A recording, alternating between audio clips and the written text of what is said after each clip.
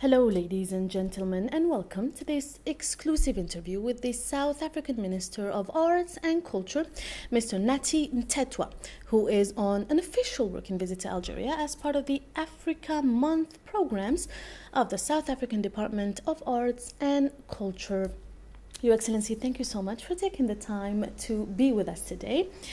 Your Excellency, you're here as part of a roadshow to intensify intra-African cultural cooperation and build support for the Africa Month programs of the South African Department of Arts and Culture. Can you tell us more about this roadshow, Your Excellency? Well, thanks, Lamia, and thanks to your viewers of your beautiful country. We've been here for the past few days. We think it's important that all of us remind ourselves that first and foremost we are Africa, and therefore we've got to know each other much better. We've got to cooperate and ensure that indeed the dream of our forebears of an integrated African continent is realized, and this roadshow is part of that. And for us, where else could we have started this than Ethiopia, Algeria, and Western Sahara, especially because of the role these three countries and the impact they had in our own liberation struggle in South Africa. So the importance of these three countries, that was going to lead me to my next question. Why Ethiopia, Algeria, and the Sahrawi Arab Republic? Well, first and foremost, when we needed friends as South Africa under apartheid state, we didn't have much friends. We had Algeria, which opened its gates and its arms, and which gave us hope that one day we'll be able to triumph in South Africa, because we were faced with the most brutal racist regime the world has ever experienced. And our leader and some of the leaders of the ANC at the time, Nelson Mandela being part of them, and led the delegation for us to open bases here to be trained in Algeria, which eventually happened. And that gave us such a boost that we are going to be in a position to retaliate when they attack. Because remember that the organization which is the governing party in South Africa today, the African National Congress, Mandela's movement, had been in peaceful talks with the arrogant racist regime for almost 50 years. And after that, this regime decided to ban organization. So there was no other option available for the people of South Africa to register their case.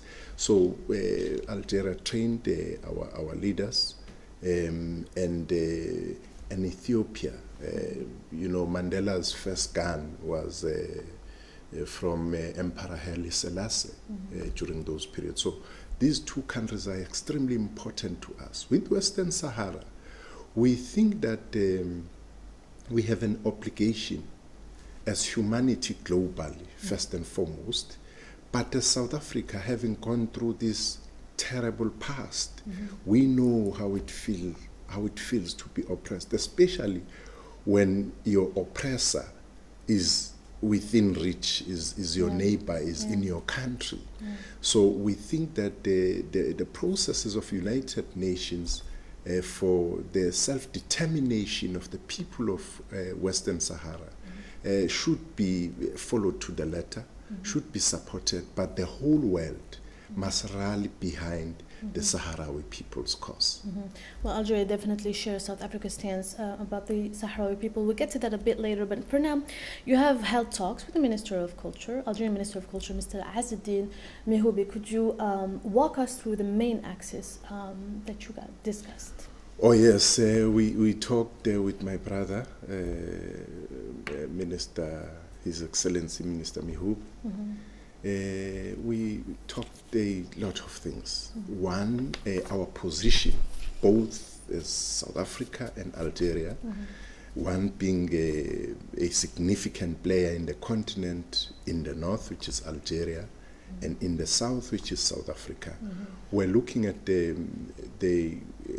global governance. We looked at the need for transformation and the reform of the multilateral institutions, like the United Nations, especially the Security Council of the United Nations. And we said that our countries should actually lead the process of ensuring that these billion-plus people are represented. And up until now, they don't have a voice. But also we spoke, I commended my brother, particularly with the stance Algeria took in ensuring that the Africa World Heritage Fund is supported, as Algeria is doing its best. We are, but I expressed that. I also invited Algeria to be part and parcel of Africa Month. We decided that Africa should celebrate its Africanness every year, not only on the 25th of May, but the whole month of May. So we started this year in South Africa. We'll be in South Africa next year. But our view is that this should rotate from one region to the other, where we come as Africa, and celebrate our Africanness through different genres in arts, in culture, in heritage. People of Zambia, people of Sudan, people of Uganda should know what makes Algeria tick. For instance, what is the cuisine of Algeria? What is the fashion of Algeria? What are these important arts and spiritual and artistic products which Algeria has to offer, vice versa? So we should know each other much better. The month Africa is about the festival of ideas, the sharing of each other's being as different countries, but being an African continent. Your Excellency, also, as I understand, you looked at the draft co-production treaty on cooperation on film between Algeria and South Africa. Absolutely. You know, you would know that the film industry is a huge place and a huge contributor to different countries' GDPs. You know, when you talk about Hollywood, we are talking about the world. But there are other developments which have happened in the world. Today you have Bollywood, which is successful. You have Nollywood in Nigeria, big, you know. So South Africa and Algeria stand a better chance to grow. You can end up having Hollywood in Algeria or Sollywood in South Africa. It's an important industry. So we've got to expand. We've got to ensure that we help our economies. As you know, that there's a general global economic downturn which we are faced with, and we look into such industries to help us. And of course, we agreed that a lot of training, a lot of skills exchange have to happen in this field, so that we really are counted to amongst the best in the continent and the world, because we have all the reasons, we have the capacity, we have the will, we have resources. We just have to get our heads together to ensure that we come out a formidable twin. In a related topic, are there any exchange programs between the two countries in the field of art in general, and maybe film specifically, cinematographic exchanges? Yes, we have. You would know that our agency, of which its CEO is part of the delegation. The National Film and Video Foundation is with us here. Yes. Has been engaged with their counterpart in the country, in Algeria, to an extent of being part of the co-production of a project which we are going to be launching in the beginning of the year.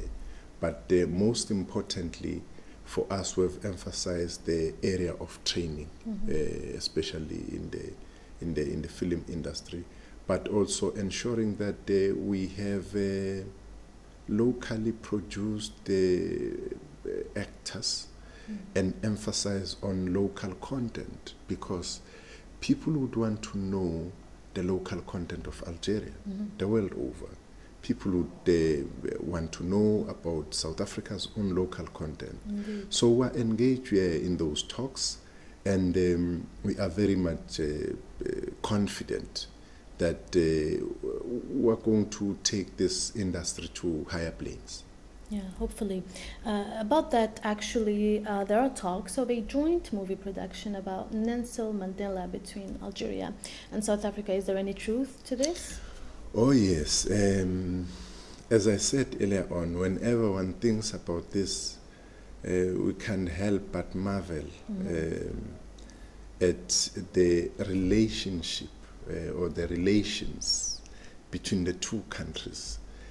This movie is not just a movie, a film movie, but it is about our heritage. Indeed. It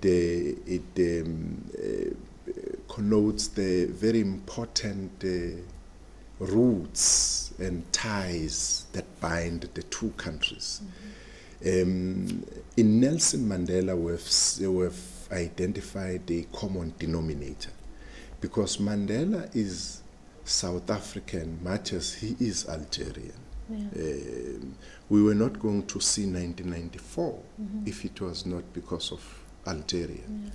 Algeria, for us, has played that very critical role. So this movie talks about the journey of Mandela, which is the journey of the people of South Africa, who had to choose between two options at a particular time: submit or fight. And when the people of South Africa decided to take the option of fighting, the next question was how and with what? What sort of skills do you have? What sort of arms do you have to do that? Then there came Algeria.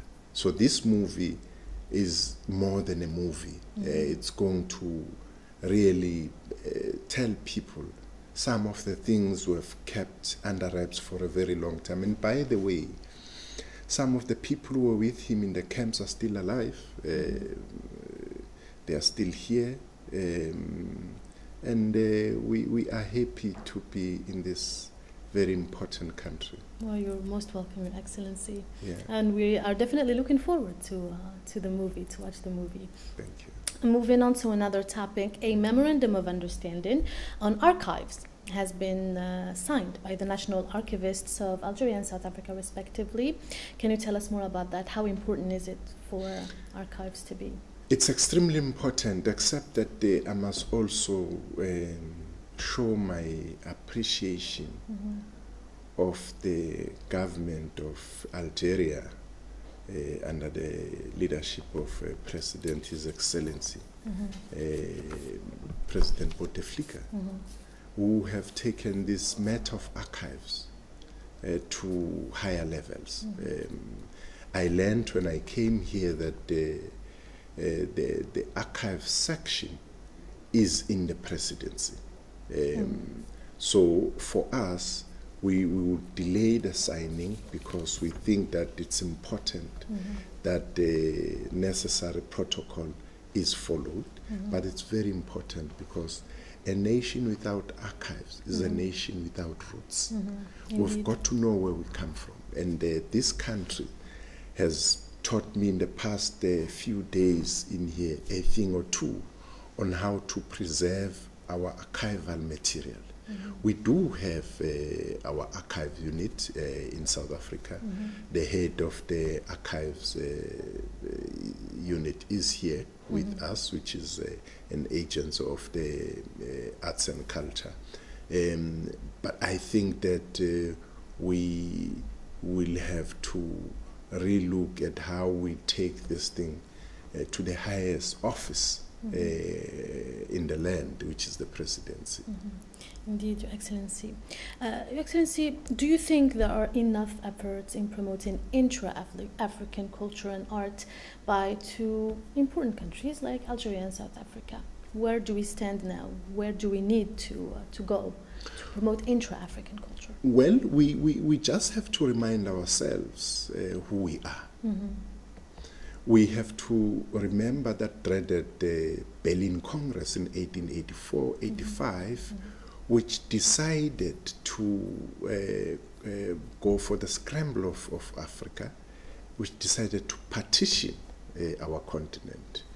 We've got to just remember that we are not alone. It's Africa in Africa and Africa in the diaspora. And the leaders like Henry Sylvester Williams, W.E.B. Du Bois, their role in Pan-Africanism.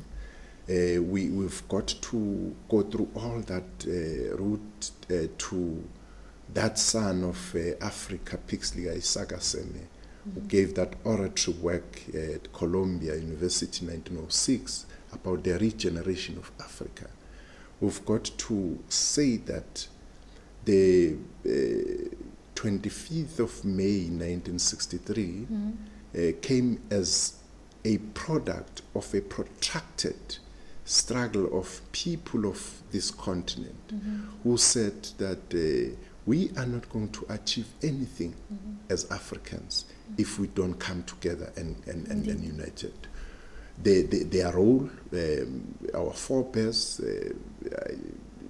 played a key role in ensuring that all the countries in the continent are free.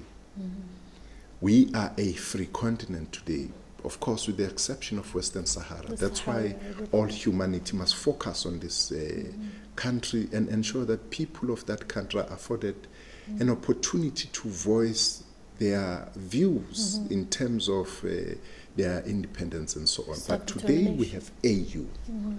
And AU in 2013 decided to come up with a roadmap, the AU Agenda 2063, which gives us the Africa Rising narrative.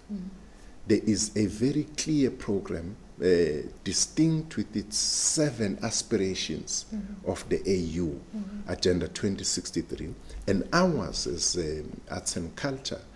For instance, Aspiration 5, which talks about the strong cultural identity, ethics, and values. We as Africa stand a chance for realizing the dreams of our forebears in integrating our continent politically, economically, socially, and culturally. Out of 10 projected economic growth areas and centers, 7 of them will be or are here in Africa. It therefore means that we are in a better position. We just have to strengthen and get more united, ensure that our continent is secured, our continent progresses. Prosperity will be realized through our collective efforts. Indeed. And together we stand. United we stand. Maybe let's move now to South Africa to talk a little bit about the Department of Arts and Culture. In such a diverse society like the South African one, what does the department do to ensure social cohesion? Well, it's a major program for our government. The program of, we call it nation building and social cohesion. Nation building because before 1994, there was no nation to talk about in South Africa. There was apartheid. Apartheid divided people according to their ethnic groups, tribal lines, regionalism, and so on and so forth. It's only 1994 where we said, first and foremost, we need to develop a program to reconcile ourselves as South Africans. And we need to start defining those things which unite us from our different backgrounds. And the question came, that was the question of leadership. That for people to be united, there has to be leadership. And for leadership to be recognized, there has to be a vision. That is why we came up with a Vision 2030. We call it the National Development Plan in South Africa. This vision is about the unity of the people of South Africa. It's about economic prosperity. It's about social justice in our society. But we emphasize the point that there are things we should not tolerate. And one of them is racism. Indeed. That we cannot allow a free South Africa, a democratic South Africa, to be held back by very few who are racist in our country. So we've got to fight that. We've got to ensure that we level the heritage landscape in our country, because the heritage landscape in South Africa is viewed through the prism of our erstwhile colonizers. The signs, symbols, names of places, buildings, and so on are being changed to depict the true democratic South Africa. And we hope that through such programs and a lot of community conversations we have with different communities, we are going to realize a socially coherent South Africa. Indeed, hopefully, Your Excellency. Maybe as a last question, I would want to ask you about the program of Constantine, Capital of the Arab Culture. I know you've been in Constantine recently. How is or how can we evaluate the South African participation in this kind of major event? Well, without doubt, really, we are committed and would want to continue with the work, because remember that Algeria and South Africa has been cooperating. We want to deepen our cooperation now. We marveled the cultural city of Algeria, which is Constantine. We marveled its history, where it comes from, and how it has evolved over a period of time. But they would want to be part and parcel of the future endeavors and festivals in that particular part of Algeria. We'll go back home with the fond memories of Algeria generally, but that particular cultural city, which for us is an important experience. Well, Your Excellency, you're most welcome here, and hopefully that we will see you again in Algeria very soon. So, ladies and gentlemen, that was all the time we had today. Thank you so much for tuning our way. Bye-bye.